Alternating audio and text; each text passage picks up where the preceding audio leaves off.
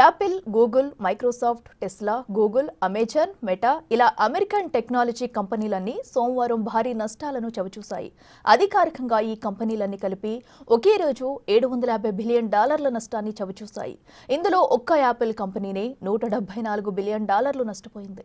మన ఇండియన్ కరెన్సీలో చెప్పుకోవాలంటే దాదాపు 15 లక్షల కోట్ల సంపద ఒక్క రోజులోనే ఆవిరైంది.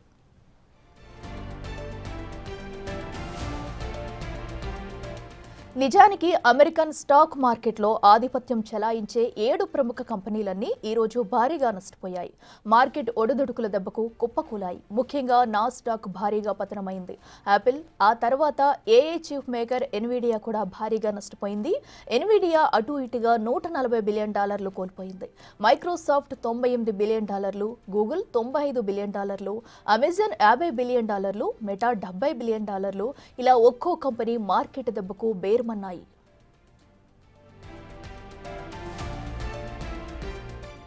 ఇక టెస్లా పరిస్థితి అయితే దారుణం. డిసెంబర్ నుంచి ఇప్పటి వరకు తన కంపెనీలో సగానికి సగం కంపెనీ విలువను కోల్పోయింది.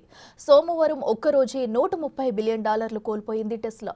ఈ కంపెనీ షేర్లు 15% నష్టపోయాయి. ఇక 4% షేర్లు కోల్పోయాయి ఆల్ఫాబెట్, మెటా. మైక్రోసాఫ్ట్, అమెజాన్ 2% మేర షేర్లను నష్టపోయాయి.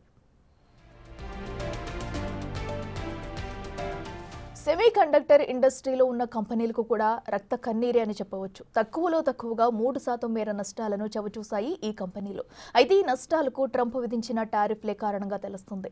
ఓవరాల్ గా చూస్తే ట్రంప్ వచ్చిన తర్వాత ఏకంగా $1.7 ట్రిలియన్ మేర సంపద స్టాక్ మార్కెట్ నుంచి ఆవిరైనట్టు కథనాలు చెబుతున్నాయి.